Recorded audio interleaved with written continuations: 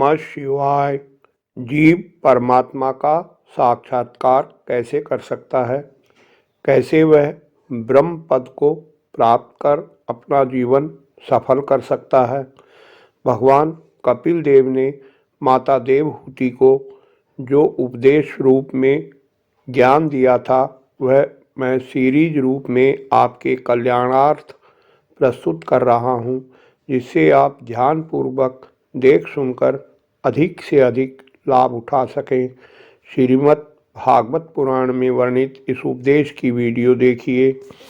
श्री भगवान कहते हैं, माताजी, जिस तरह जल में प्रतिबिंबित सूर्य के साथ जल के शीतलता, चंचलता आदि गुणों का संबंध नहीं होता, उसी प्रकार प्रकृति के कार्य शरीर में स्थित रहने पर भी आत्मा वास्तव में उसके सुख दुख आदि धर्मों से लिप्त नहीं होता, क्योंकि वह स्वभाव से निर्विकार, अकर्ता और निर्गुण है। किंतु जब वही प्राकृत गुणों से अपना संबंध स्थापित कर लेता है, तब अहंकार से मोहित होकर मैं करता हूँ ऐसा मानने लगता है।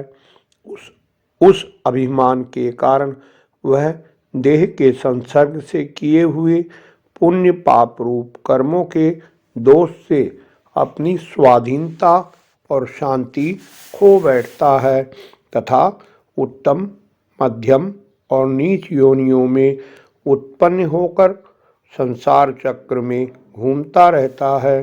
जिस प्रकार स्वप्न में भय, शोक आदि का कोई कारण न होने पर भी स्वप्न के पदार्थों में आस्था हो जाने के कारण दुख उठाना पड़ता है, उसी प्रकार भय, शोक, अहम, मम एवं जन्म मरण आदि रूप संसार की कोई सत्ता न होने पर भी अविद्यावश विषयों का चिंतन करते रहने से जीव का संसार चक्र कभी निवृत्त नहीं होता। इसलिए बुद्धिमान पुरुष को उचित है कि असन्मार्ग यानी विषय चिंतन में फंसे हुए चित्त को तीव्र भक्ति योग और वैराग्य के द्वारा धीरे धीरे अपने वश में लावे। यम आदि योग साधनों के द्वारा श्रद्धापूर्वक अभ्यास चित्त को बारंबार एकाग्र करते हुए मुझ में सच्चा भाव रखने, मेरी कथा श्रवण करने, समस्त प्राणियों में समभाव रखने, किसी से बैर ना करने, आसक्ति के त्याग, ब्रह्मचर्य, मौन व्रत और बलिष्ठ अर्थात भगवान को समर्पित किए हुए स्वधर्म से जिसे ऐसी स्थिति प्राप्त हो गई है कि प्रारब्ध के अनुसार जो कुछ मिल जाता है उसी में संतुष्ट रहता है, परिमित भोजन करता है, सदा एकांत में रहता है, शांत स्वभाव है, सबका मित्र है, दयालु है और धैर्यवान है। प्रकृति और पुरुष के वास्तविक स्वरूप के अनुभव से प्राप्त हुए तत्व ज्ञान के कारण स्त्री, पुत्र आदि संबंधियों के सहित इस देह में मैं मेरेपन का मिथ्या अभिनिवेश नहीं करता। बुद्धि की जागृत आदि अवस्थाओं से भी अलग हो गया है तथा परमात्मा के सिवा और कोई वस्तु नहीं देखता।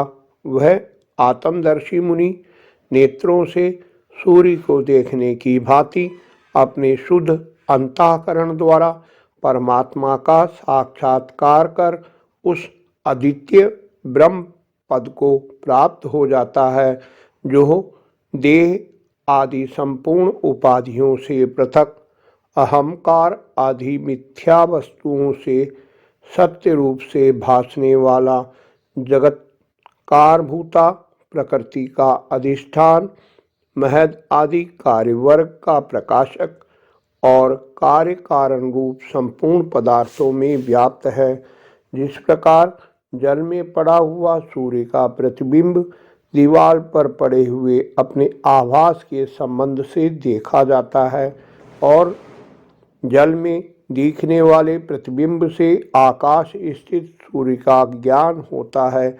उसी प्रकार वैकारिक आदि भेद से तीन प्रकार का अहंकार देह, इंद्रिय और मन में स्थित अपने प्रतिबिंबों से लक्षित होता है और फिर सत परमात्मा के प्रतिबिंब युक्त उस अहंकार के द्वारा सत्य ज्ञान स्वरूप परमात्मा का दर्शन होता है, जो सुषुप्ति के समय निद्रा से शब्द आदि भूत सूक्ष्म इंद्रिय और मन बुद्धि आदि के अव्याकृत में लीन हो जाने पर स्वयं जागता रहता है और सर्वथा अहंकार शून्य है।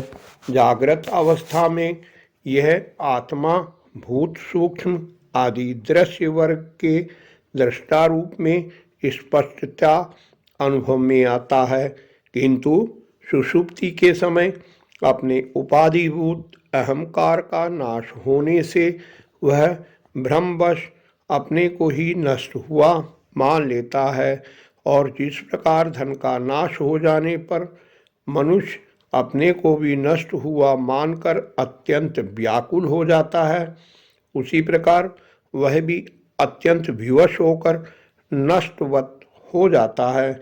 माताजी इन सब बातों का मनन करके विवेकी पुरुष अपने आत्मा का अनुभव कर लेता है, जो अहंकार के सहित संपूर्ण तत्वों का अधिष्ठान और प्रकाशक है। देवहूति ने पूछा, प्रभु, पुरुष और प्रकृति दोनों ही नित्य और एक दूसरे के आश्रय में रहने वाले हैं, इसलिए प्रकृति तो पुरुष को कभी छोड़ ही नहीं सकती। अतः जिनके आश्रय से अकर्ता पुरुष को यह कर्म बंधन प्राप्त हुआ है, उन प्राकृतिक गुणों के रहते हुए उसे कैवल्य पद कैसे प्राप्त होगा। माता देवहूति के इन प्रश्नों के उत्तर में दिया गया भगवान कपिल देव का उपदेश अगली वीडियो में प्रस्तुत करेंगे, अवश्य देखिए। आशा है वीडियो आपको पसंद आई होगी। लाइक कर उत्साह बढ़ाएं, इष्ट मित्रों से शेयर कर धर्म के भागी बने। निरंतर जुड़े रहने के लिए चैनल को सब्सक्राइब अवश्य कर लें। धन्यवाद। आपका कल्याण हो।